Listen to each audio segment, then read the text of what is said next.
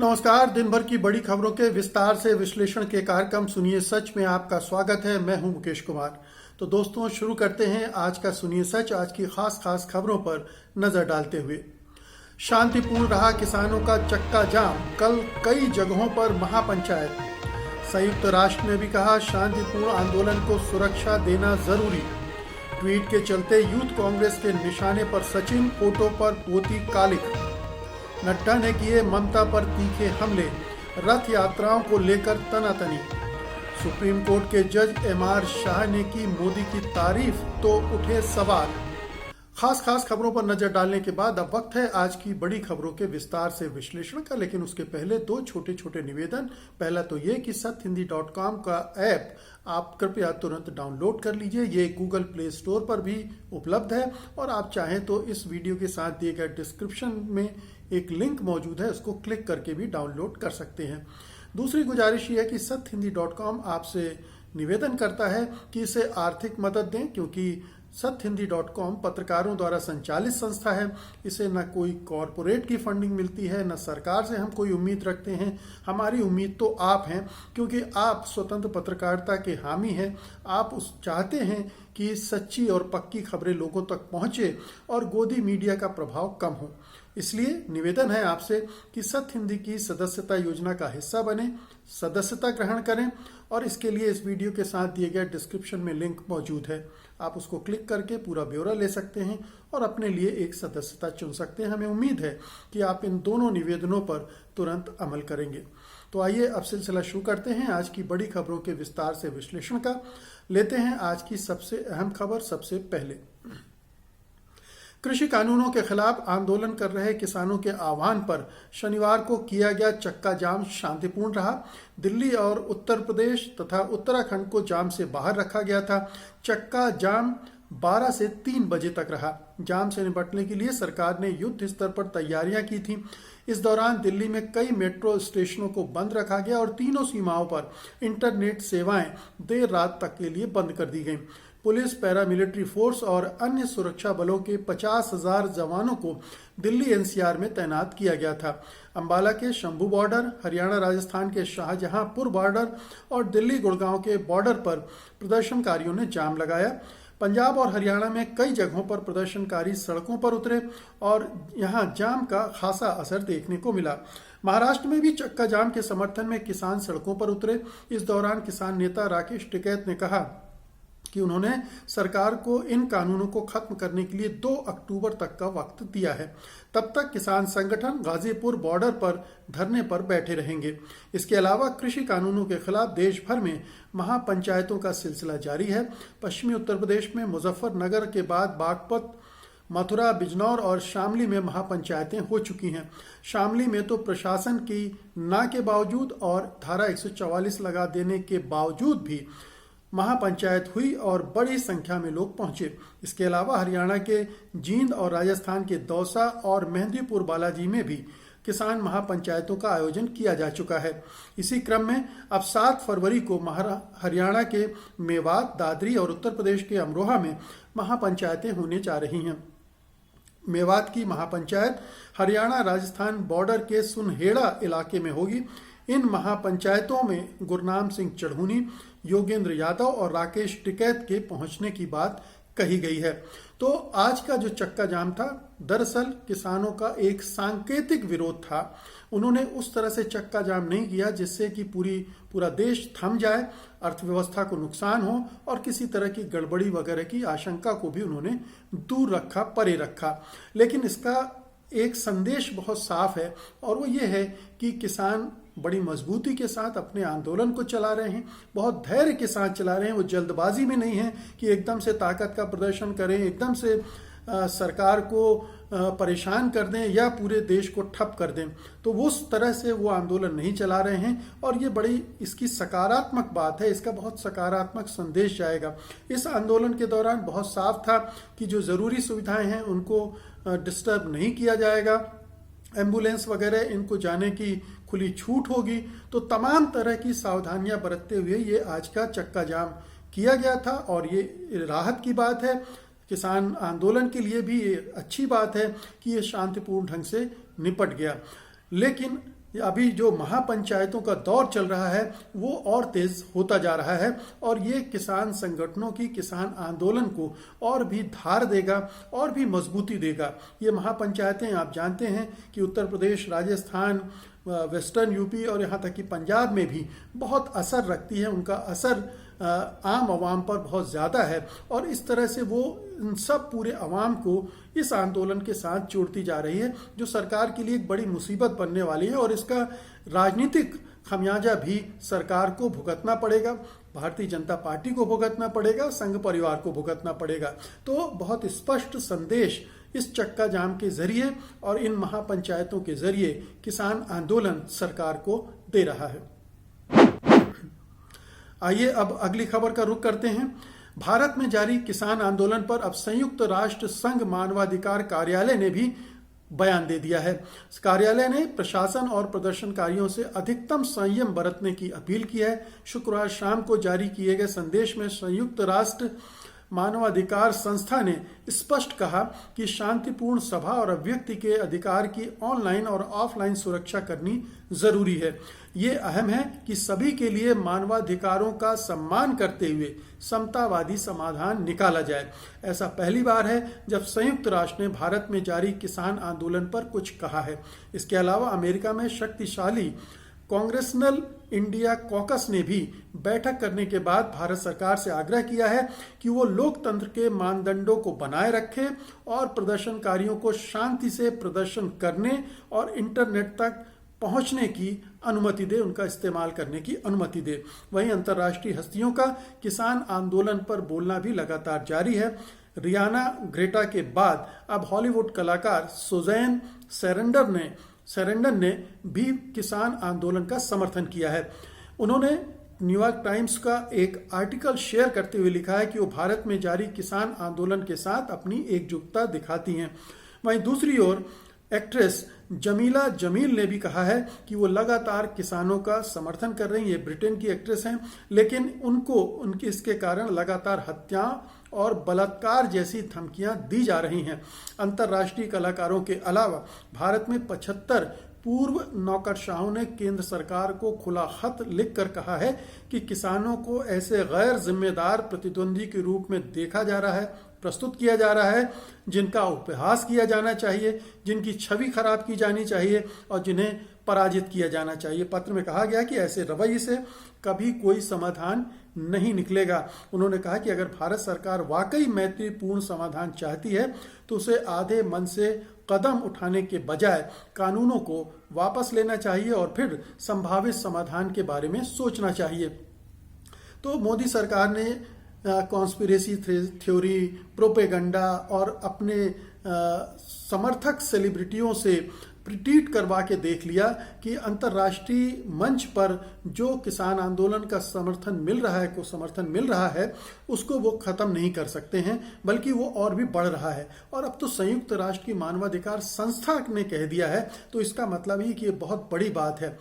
Britain की तरफ से भी किसी दिन भी बयान आ जाएगा। अमेरिका की तरफ से एक के बाद एक दो बयान आ चुके हैं और ये एक बता रहा है कि अंतर्राष्ट्रीय जनमत किस तरह से शेप ले रहा है और उसे मोदी सरकार बदलने की हैसियत नहीं रखती है।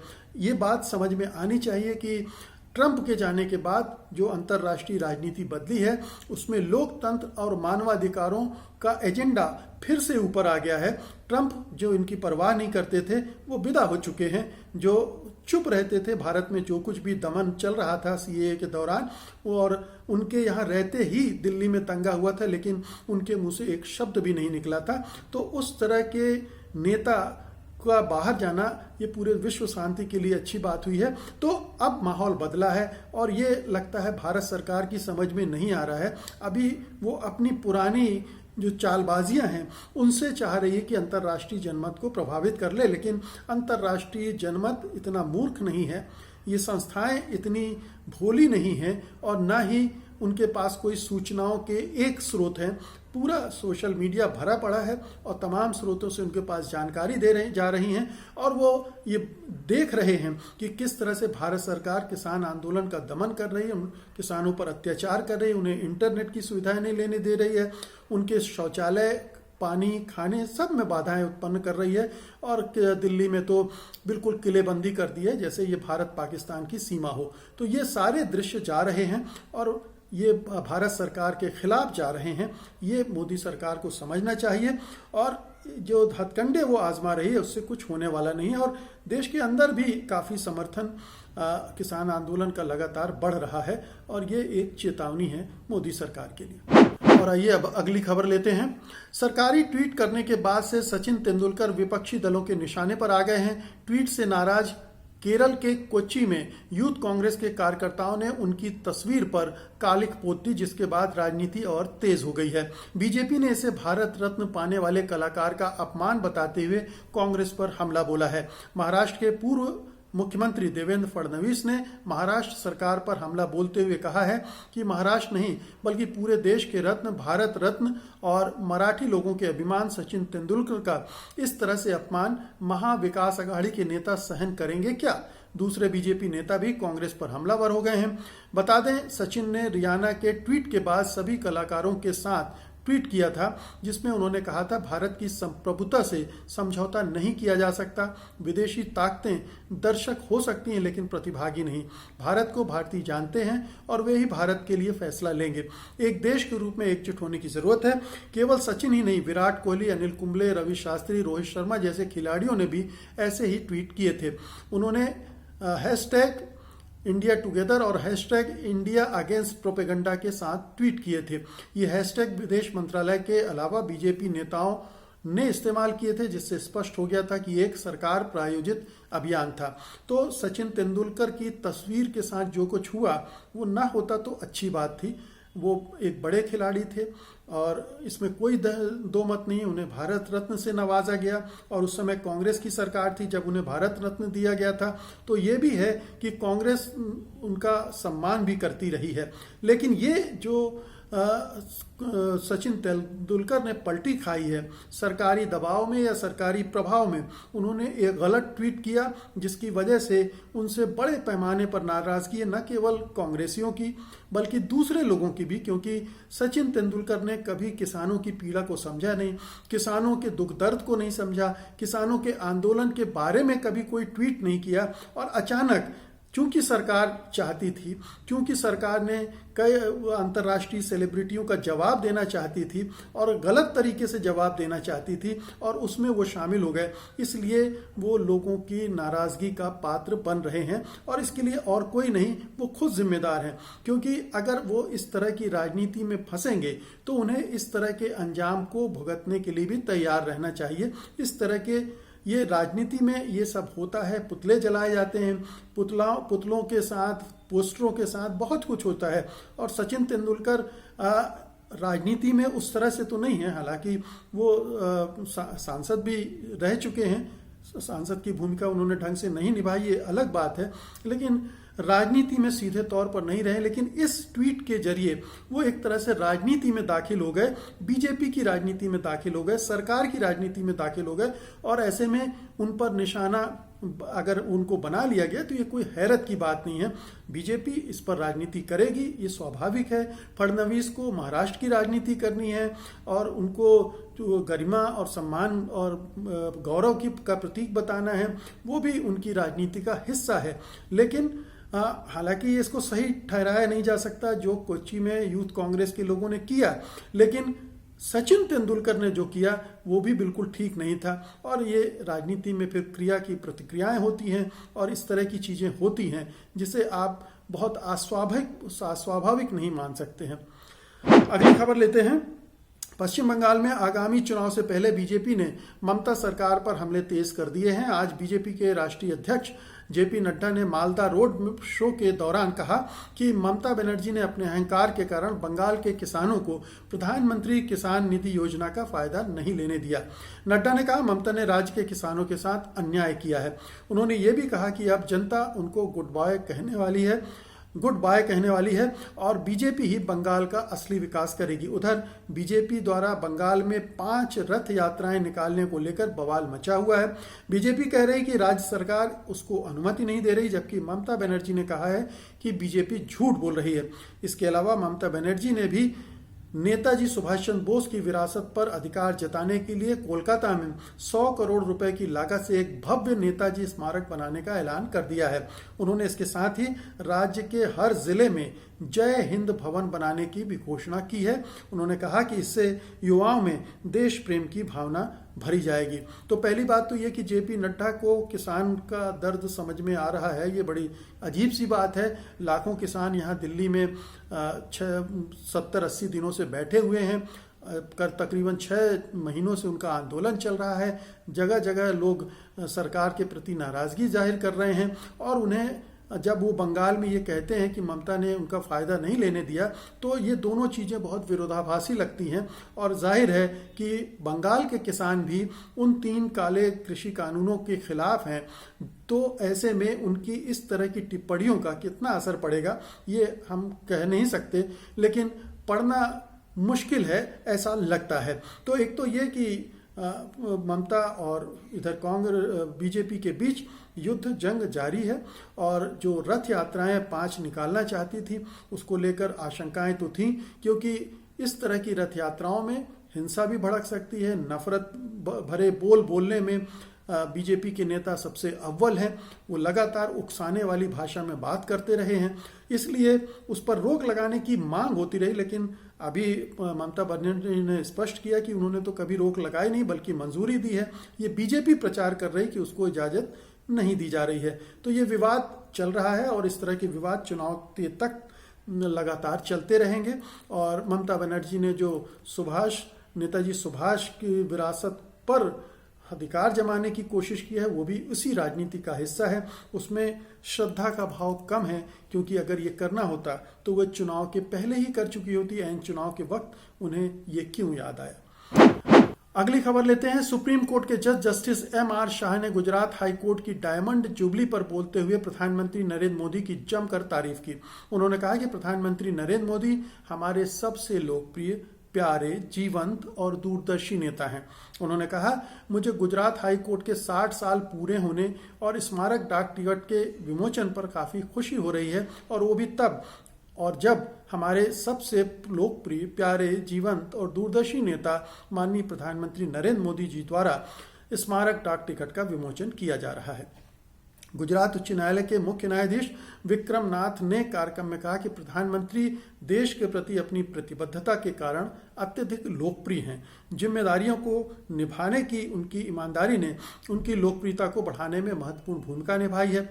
लाइव लॉ के अनुसार इससे पहले 2018 में जस्टिस शाह ने प्रधानमंत्री को मॉडल और हीरो कहा था। तब उन्होंने पटना हाई कोर्ट के मुख्य जज के रूप में शपथ ली थी। और जस्टिस M.R. शाह कोई पहले जज नहीं हैं जिन्होंने जज रहते हुए प्रधानमंत्री मोदी की तारीफ की हो। इससे पहले पिछले साल सुप्रीम कोर्ट के जज जस्टिस अरुण मिश्रा ने एक सार्वजनिक समारोह में कहा था कि प्रधानमंत्री नरेंद्र मोदी बहुमुखी प्रतिभा के धनी हैं, जिनकी सोच वैश्विक स्तर की और काम स्थानीय स्तर पर करते हैं, जिसकी सुप्रीम कोर्ट बार एसोसिएशन के अलावा भी काफ़ी आलोचना की गई थी। तो जुडिशरी से उम्मीद की जाती है कि वो एग्जीक्यूटिव से, कार्यपालिका से अपना एक डिस्टेंस रखेगी, उनकी तारीफ में पुल नहीं बांधेंगे, और इससे उनकी जो न्यायप्रियता और तटस्थता वो बरकरार रहती है। लेकिन अब ये जो परंपरा चल पड़ी है चापलूसी की, चाटुकारिता की, उसमें हमारे बहुत सारे जज रिटायरमेंट बाद की पोस्टिंग के लिए या जब तक वो हैं जुडिशरी में तब तक बेहतर जगह पाने के लिए बहुत सारे इस तरह के चापलूसी भरे उपक्रम करते हैं, और वो उसके नतीजे भी हमने देखे हैं कि उनको उसका फ़ायदा भी मिलता है। तो जब सत्ता में इस तरह के लोग आ जाते हैं जो चाटुकारता पसंद करते हैं, तो हर जगह इस तरह की चीज़ें देखना चाहते हैं, और वहाँ हर जगह पर ऐसे लोग भी होते हैं जो इसका फ़ायदा उठाने के लिए इस तरह की हरकतें करते हैं। बहुत ही दुर्भाग्यपूर्ण है कि हालांकि ये गुजरात की जुडिशरी का जो हाल हुआ है पिछले 10-15 सालों में, उससे ये बहुत समझ में आने वाली बात है कि वहाँ से जो जज निकल कर आ रहे हैं उनमें बहुत सारे मोदी के रंग में रंगे हैं, बीजेपी के रंग में रंगे हैं, भगवा रंग में रंगे हैं और इसीलिए उनके बयान और उनकी हरकतें इस तरह की हो रही हैं। लेकिन अरुण मिश्रा भी इस तरह की चीज़ें कर चुके हैं। सबके मन में पोस्ट रिटायरमेंट लालच होते हैं और हमने रंजन गोगोई को देखा है, उसके पहले और भी जजों को देखा है कि किस तरह से वो पुरस्कृत हुए हैं। पहले भी पुरस्कृत होते रहे हैं जब मोदी नहीं थे, दूसरे दलों की सरकार थी। तो ये बहुत ही घटिया परंपरा है और ऐसे जजों का जज जो है वो पूरी न्याय पालिका की जो साख है, जो विश्वसनीयता है, उसको गिरा देते हैं। तो ये थी आज की खास खबरें और उनका विश्लेषण। उम्मीद है कि आपने इन्हें पसंद किया होगा और आप इस वीडियो को लाइक करेंगे और बड़े पैमाने पर शेयर करेंगे। अब मुझे अनुमति दीजिए, मैं फिर हाजिर होऊंगा सोमवार की शाम को उस दिन की बड़ी खबरों के साथ, उनके विश्लेषण के लिए। तब तक के लिए नमस्कार। सत्य हिंदी का ऐप डाउनलोड करें गूगल प्ले स्टोर पर।